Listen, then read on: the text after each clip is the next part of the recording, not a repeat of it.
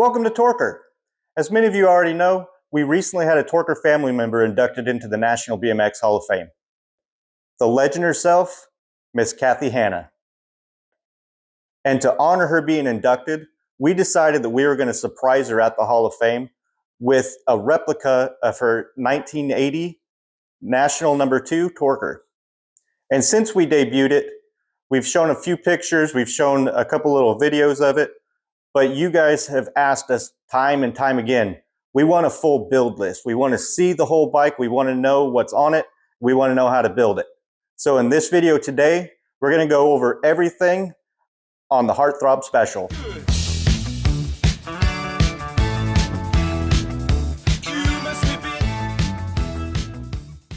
So when we heard that Cathy was being inducted into the National BMX Hall of Fame, we knew that we wanted to do something special for her. So we decided pretty quickly that we were going to build a one-off custom based on what she would have been riding in 1980. And that's how we came up with the Heart Throb Special.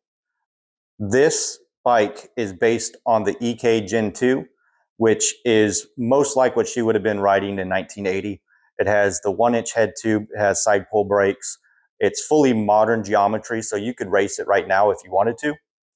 And but it still has that cool vintage look.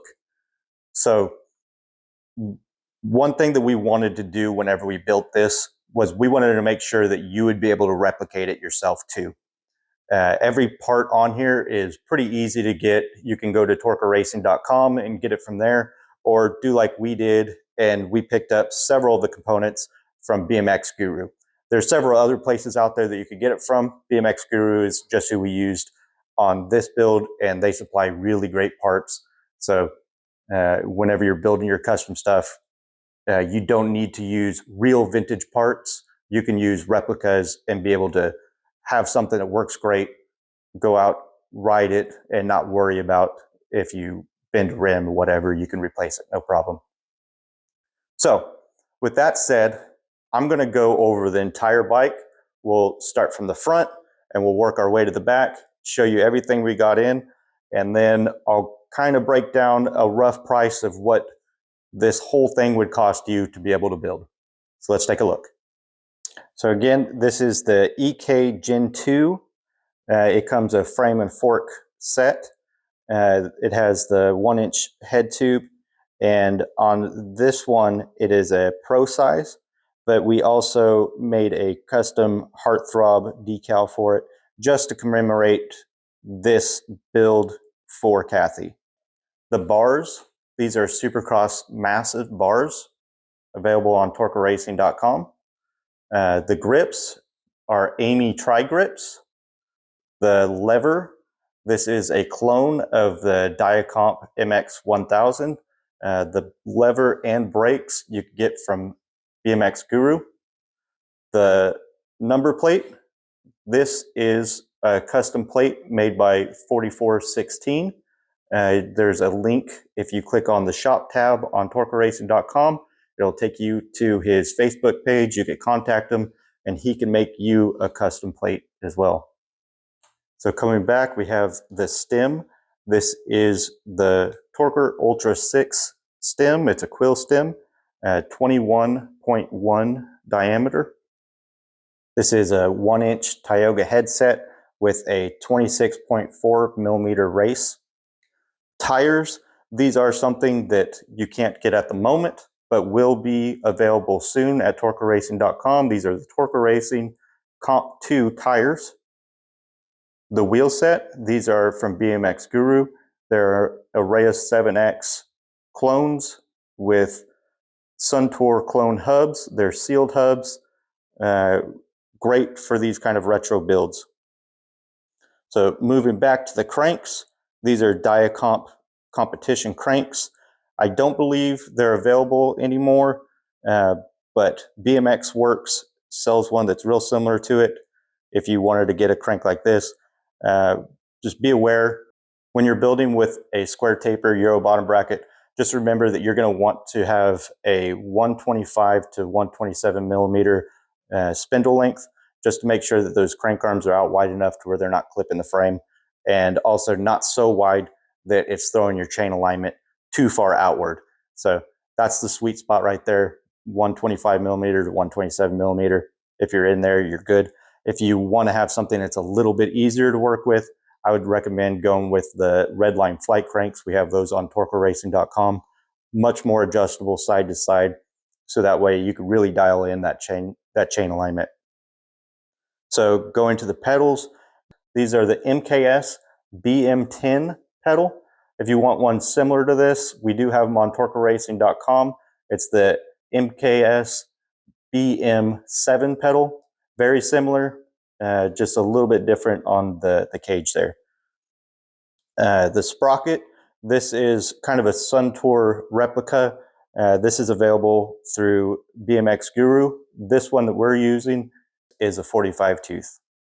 So the chain is an ACS Crossfire, very old school looking chain, still works great. So coming back up top, we have the Torker flight pads. These are the vinyl with the snap buttons. These are available on torkerracing.com in a variety of different colors. On the frame, you'll see the Torker frame clips. These are made specifically for the Torker frames. You can also use these on just about any other twin top tube frame. You could use these on the modern Torkers, or you could use them on the retro Torkers. The seat post clamp is a Suntour style. This is available through BMX Guru. The seat post is a fluted seat post, again available through BMX Guru. The seat is a Cashimax Aero. So coming to the back and finishing up our drivetrain, we have the ACS Crossfire freewheel. This is a 16 tooth. And finally, we have the Torker Ultra 6 chain tensioners. All right, so I think that about covers everything on this build. If I missed anything, make sure to go down in the comments. Let us know what I missed. If you have any questions about anything that was on the build, again, go down in the comments, let us know. We'll get back to you as fast as we can, be able to help you out, get on your way building your own custom build. At the beginning of the video, I said that I would tell you everything about it, and I would let you know about how much it would cost you to be able to do this. So for us, we added it all up. This build cost us right around $1,800 to build. Not the cheapest build, but also not the most expensive. If you've ever built anything from the ground up, you probably know it's usually right in that $2,000, $3,000 range. So $1,800 was a pretty conservative build, and we tried to make it conservative, although we did go a little bit extra on some of the stuff.